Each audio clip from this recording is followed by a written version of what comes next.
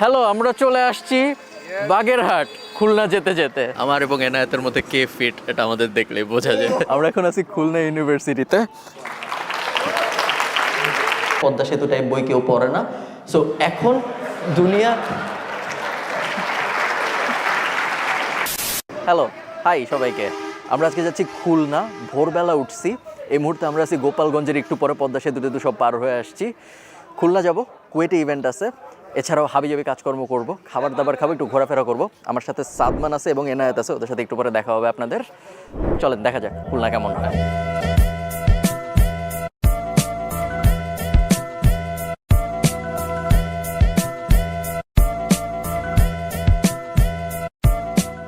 এনায়েত চা খাবে না, কিন্তু পিয়ার প্রেশারের উপরে সবাই যখন চা খাইলো তখন এনায়েত ঠিকই একটা চা অর্ডার দিল, কিন্তু চিনি ছাড়া। চিনি ছাড়া চা খাওয়া তো ভালো। আমরা এখন ক্যালোরি ডেফিসিটে চেষ্টা করতেছি। ফারহান ভাইয়ের আরো বেশি ওয়ার্কআউট করা উচিত, এটা তো আমরা সবাই জানেন। ফারহান ভাই, আমার এবং এনায়েতের মধ্যে কে ফিট এটা আমাদের দেখলেই বোঝা যায়। Emotional damage. হ্যালো, আমরা চলে আসছি বাগেরহাট খুলনা যেতে যেতে। টিকিটের দাম 20 টাকা এক একটা। আমরা কিন্তু ফারহান ভাইয়ের সাথে আসলে কখনো আমরা মানে মানি ব্যাগ বের করি না। ফারহান ভাই সবকিছু দেখে, এটা বড় ভাই নীতিতে চলে। সাদমান এখানে ড্রোন নিয়ে আসছে, ঘুম থেকে উঠে এখন প্রসেস করতেছি। হ্যাঁ সাদমান সেই একটা ঘুম দিছে, মানে হচ্ছে আমরা একটু আগে ওকে গুড মর্নিং বলছি, এখন দেখা যাক আমরা ঢুকি। আমার পিছনে আপনারা দেখতে পাচ্ছেন এনায়েত আর সাদমান, আর এনায়েত আর সাদমানের পিছনে আমাদের আছে হলো 60 গম্বুজ মসজিদ। জনপ্রিয় নাম 60 গম্বুজ, বাট আসলে 60টা গম্বুজ না, গম্বুজ 77টা, বাট 60টা বলা হয় কারণ পিলার এবং গম্বুজ দুইটা নিয়ে একটু কনফিউশন হয়েছিল, যে কারণে 77টা গম্বুজ থাকার পরেও এটাকে 60 গম্বুজ মসজিদ বলা হয়।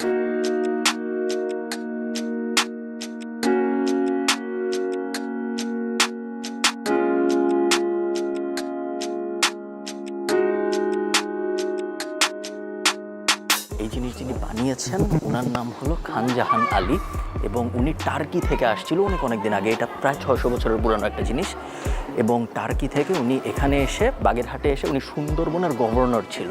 সুন্দরবন সহ আশপাশের এলাকা পুরাটা উনি ম্যানেজ করতো ওই সময়, এবং উনি শুধু 60 গম্বুজ মসজিদ বানায়নি, অনেকগুলো মসজিদ বানাইছে উনি, এবং উনার কারণেই মূলত বাগেরহাটকে বলা হয় the city of mosques, because এই শহরে অনেকগুলা, সবচেয়ে বেশি মসজিদ এরকম না, বাট সবচেয়ে সুন্দর সুন্দর মসজিদগুলো কিন্তু বাগেরহাটের ভিতর, আমরা অনেকেই জানি।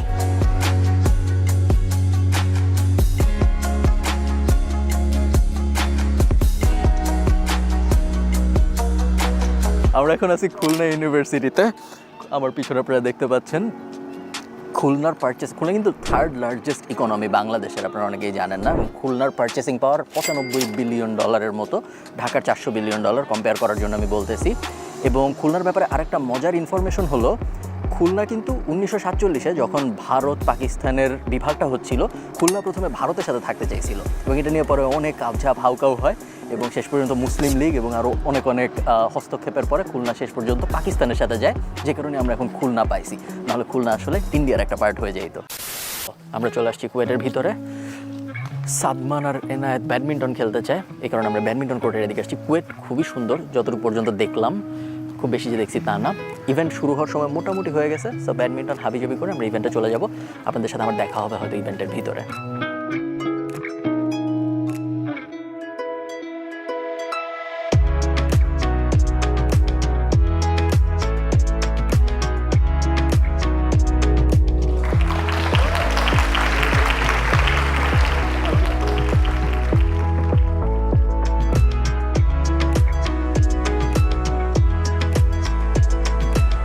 হ্যালো সবাইকে, হাই।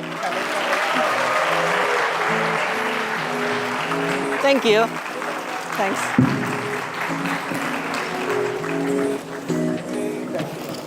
হ্যালো হাই, হ্যালো সবাইকে, কি অবস্থা? আমি আগে একবার বলছি, কিন্তু অনেকে মনে হয় শুনে নাই কারণ মাইক ছিল না। থ্যাংক ইউ এত কষ্ট করে আসার জন্য। 2016 সালে আমি নর্থ সাউথ থেকে বের হয়েছি। 2017-তে আমি মাস্টার্স শুরু করেছি, 2017-তে আমি এজেন্সিও শুরু করেছি, 2018 সেপ্টেম্বরে আমি মাস্টার্স শেষ করেছি, এবং তখন থেকে আমার এজেন্সি কাজকর্ম চলতেছে। কন্টেন্ট বেসিক্যালি মানুষ আমাকে 2020-এর আশপাশে চিনছে, সো কন্টেন্ট খুব একটা পুরানো বা আমার এক্সিস্টিং ক্যারিয়ারে খুব বড় বুস্ট দিছে এটা আমি বলবো না। দুইটা রিয়েলাইজেশন, যে রিয়েলাইজেশনগুলো আমি চাই আপনারা যদি চান এবং যদি পারেন নিজের লাইফে অ্যাপ্লাই করতে, তাহলে আমার ধারণা আপনাদের অনেক হেল্প হবে। এক নাম্বারটা হলো কন্টেন্ট প্রডিউস করা in the field that you are an expert in is always a good idea. So আপনি যদি একজন যাই হন, আপনি ভিডিও এডিটর থেকে শুরু করে ইঞ্জিনিয়ার থেকে শুরু করে এসইও এক্সপার্ট থেকে শুরু করে, আপনি কি ওটা ইম্পর্টেন্ট না, বাট আপনি যা ওই বিষয়ে আপনি যদি পুরা দুনিয়াকে বোঝাইতে চান আপনি একজন অথরিটি, তাহলে ওইটার সবচেয়ে সহজ উপায়গুলোর একটা হলো কন্টেন্ট প্রডিউস করা। এক সময় যেটা ছিল একমাত্র বই লেখা, বই যখন কেউ লিখতো তখন আমরা বলতাম যে উনার যেহেতু এই বিষয়ে একটা বই আছে তাহলে মনে হয় উনি ওই বিষয়ে একজন এক্সপার্ট। এখন দুনিয়াটার বইয়ের মধ্যে সীমাবদ্ধ নাই, পদ্মা সেতু টাইপ বই কেউ পড়ে না। সো এখন দুনিয়া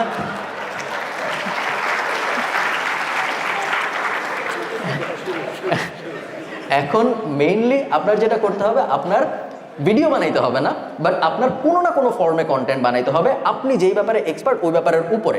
আর পয়েন্ট নাম্বার 2 হইল আপনার যে স্কিল, এই মুহূর্তে আমাদের সবারই কোনো না কোনো স্কিল আছে, যদি না থাকে তাহলে আপনি খুবই বাজে অবস্থায় আছেন। আপনার অবশ্যই কোনো না কোনো একটা স্কিল অ্যাকোয়ার করার চেষ্টা করা উচিত যত তাড়াতাড়ি সম্ভব, এবং স্কিল অ্যাকোয়ার করার পরে আপনার ইমিডিয়েট কাজ হওয়া উচিত ওই স্কিলটা ব্যবহার করে কিভাবে আমি একটা স্মল বিজনেস দাঁড় করাবো। কারণ একটা স্মল বিজনেস যত তাড়াতাড়ি এবং যত এক্সপোনেনশিয়ালি আপনাকে প্রফিটেবিলিটি দিবে তত তাড়াতাড়ি অন্য কোনো কিছু দিবে না, চাকরিও দিবে না, বেসিক্যালি অন্য কোনো কিছু দিবে না। সো এই দুইটা হইলো আমার লাইফের রিয়েলাইজেশন থেকে আমি বলতেছি যে এই দুইটা জিনিস যদি আপনি করতে পারেন আপনি 99.9% মানুষের থেকে জীবনে অনেক আগায় যাবেন। এই যে এরকম কথাবার্তা শুনে আসলে তেমন কোনো লাভ আপনি ইকুয়েশন দিয়ে মিলাইতে পারবেন বলে আমার মনে হয় না। যে এই কথা শুনছি, এই কথার মধ্যে এটা বলছিল, ওইটা আমি এভাবে টেমপ্লেট ধরে এনে বসাইছি, তারপর আমার জীবনে এই উপকার হয়েছে, এটা সাধারণত হয় না।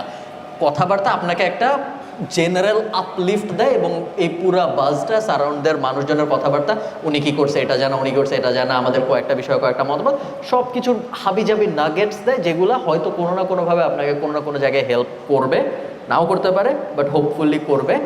সো এইটাই, কষ্ট করে আসার জন্য থ্যাংক ইউ। কুয়েট এসে খুবই ভালো লাগছে এবং আমি চেষ্টা করবো যদি আমাকে আবার ইনভাইট করা হয় তাহলে আবারও আসার, আবারও এসে এই ধরনের আলাপ আলোচনা করার। Thank you, thank you, thank you, thank you.